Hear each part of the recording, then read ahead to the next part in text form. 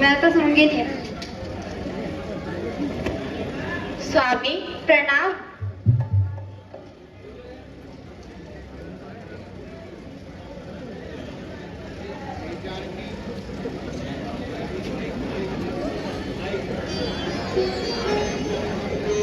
हे जानकी, मेरी बात जरा ध्यान से सुनो। हे मेरी प्राण प्रिय, मुझे राज के बदले 14 वर्ष का वनवास मिला, इसलिए आप यहाँ रहकर अपने सास ससुर की सेवा करें और इसी तरह अयोध्या को रौनक देती रहे। है प्राणनाथ, आप ये क्या कह रहे हैं? मैं ठीक कह रहा हूँ प्रिय। सीते, सीते, क्यों रोती हो सीते? क्या धरा वेदनाओं में है? सुख दुख है एक समान, जिसकी आत्मा में जिसके बल है। मैं जान रहा हूं पति वियोग, प्रिय तुम ये नहीं सह सकती हो,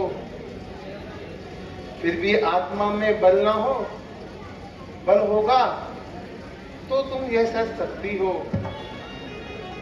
अब लाज छोड़कर कहती हूँ, अब लाज छोड़कर कहती हूँ, चरणों के साथ चलूंगी मैं।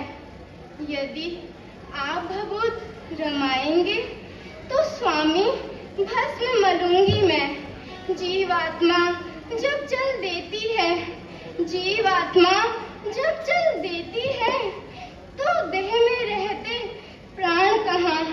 बस आप इतना ही समझ लीजिए प्राणनाथ, जब नाथ नहीं तो प्राण कहाँ?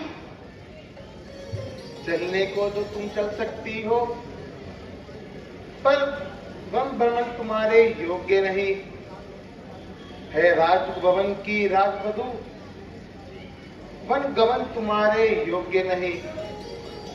ये कोमल तन से सुकुमारी है, वहां विभिन्न संकट में होगा, जिसमें राक्षसों का और भालू और बाघ का भय होगा। जब दर्शन सुखमय का होगा, जब दर्शन सुखमय का होगा, तो कानन संकटमय कैसा? सिंहनी सिंह के साथ रहे तो उसको डर और भय कैसा? क्या कहा? जानकी कोमल है जो है गमन के लायक नहीं। जानकीनाथ, जानकीनाथ है क्या कठोर, जिनका तन वन के लायक है? तुम्हारी सलाह तो वास्तव में लाजवाब है।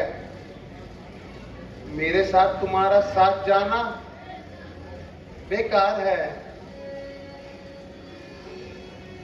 स्वामी, अगर आपको ऐसा लगता है कि 14 वर्षों के बाद आप यह सीता को जीवित पाएंगे, तो निश्चय ही छोड़ जाइए।